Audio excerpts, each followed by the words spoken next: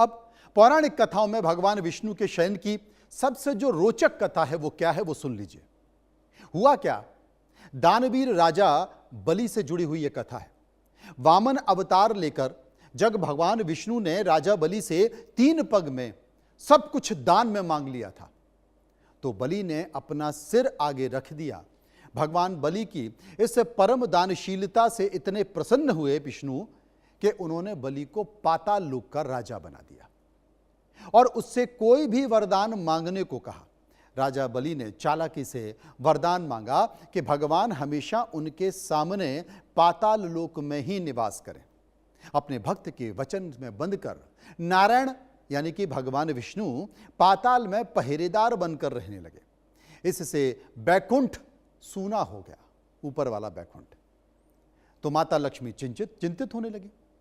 तब लक्ष्मी जी ने रक्षा सूत्र बांधकर राजा बलि को अपना भाई बना लिया और उपहार में अपने पति नारायण यानी कि भगवान विष्णु को वापस मांग लिया। हालांकि भगवान ने बलि को दिए वचन का मान रखने के लिए यह कहा कि वे हर साल 4 महीने पाताल में बलि के पास जरूर आएंगे। अब मैं आपको यह भी बता दूं कि अगर रक्षाबंधन पर्व मनाने के पीछे इस कहानी को माना जाता है, इसलिए कि रक्षाबंधन में मंत्र में कहा जाता है कि एन बद्दो बलि राजा दानवेंद्रो महाबला तेन त्वम अभिबद्धनाम रक्षे मां चल। इसका अर्थ भी समझिए, यानी कि जिस रक्षा सूत्र से महान शक्तिशाली दानवों के राजा बलि को बांधा गया, उसी सूत्र में मैं तुम्हें भी बांधता हूं या बांधती हूं। हे रक्षा सूत्र, तुम अपने संकल्प से कभी विचलित ना होना और कभी विचल ना होना। इसका संकेत यह है, ये कहानी का जिक्र किया।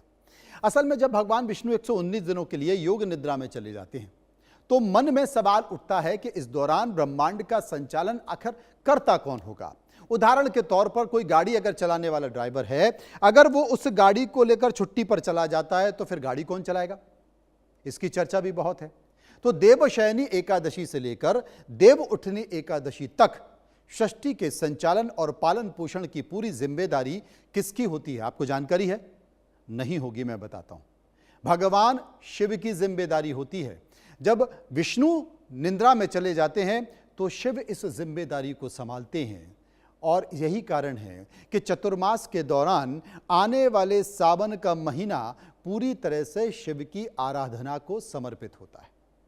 भगवान शिव के इस दौरान संहारक के रूप में नहीं बल्कि पालनकर्ता के तौर पर उनकी पूजा होती है और उन्हें ही ब्रह्मांड की रक्षा करते हैं और उन्हें ही माना जाता है।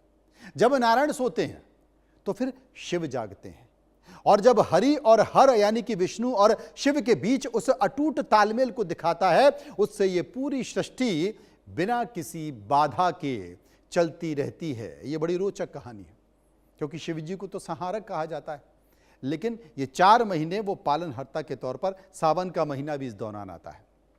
एक और अन्य पौराणिक कथा है, वो पता क्या है? शंखासुर नाम का एक बेहद शक्तिशाली और क्रूर राक्षस था। उसने तीनों लोकों में आतंक मचा रखा था और देवताओं के वेद चुराकर वो समुद्र की गहराइयों में छुपा देता था। बड़ा बदमाश था वो। ब्रह्मांड को बचाने के लिए भगवान विष्णु ने मत्स्य अवतार लिया। यहां पर मैं आपको रोकना चाहता हूं। भगवान विष्णु के 10 अवतार हैं। उन 10 अवतारों में भगवान विष्णु का एक मत्स्य अवतार भी है और यही कारण है कि समुद्र के भीतर शंखाचूर भयंकर युद्ध हुआ भगवान के बीच में।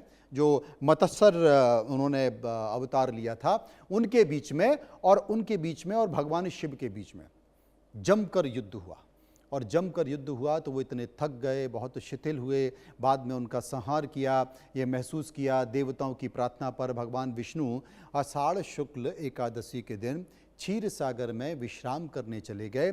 तभी से इस दिन को देवशयनी एकादशी के तौर पर मनाया जाता है, जो भगवान की विजय और उसके बाद के विश्राम का प्रतीक है। एक और कहानी,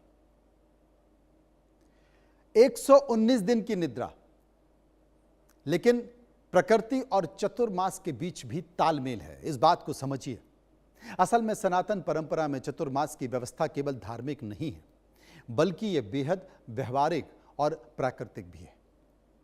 आषाढ़ से लेकर कार्तिक महीने के बीच भारत में भारी वर्षा होती है।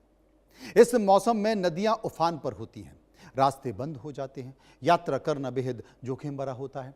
पुराने समय में जो साधु संतों का एक स्थान से दूसरे स्थान में जाने में बहुत कठिनाई होती थी, इसलिए इस प्राकृतिक परिस्थितियों को देखते हुए ऋषि मुनियों ने नियम बनाया कि इन 4 महीनों में सभी यात्राओं को रोक दिया जाए और एक ही स्थान पर रहकर साधना की जाए। इसे ही साधुओं का चतुर्मास कहा जाता है।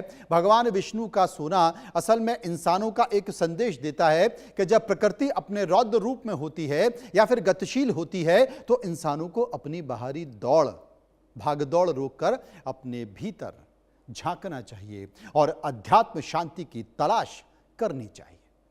यह व्यवहारिक और प्राकृतिक है। लेकिन सबसे बड़ी चर्चा यह भी होती है, लेकिन क्या सबसे पहले त्रिलोकपति सच में सो जाते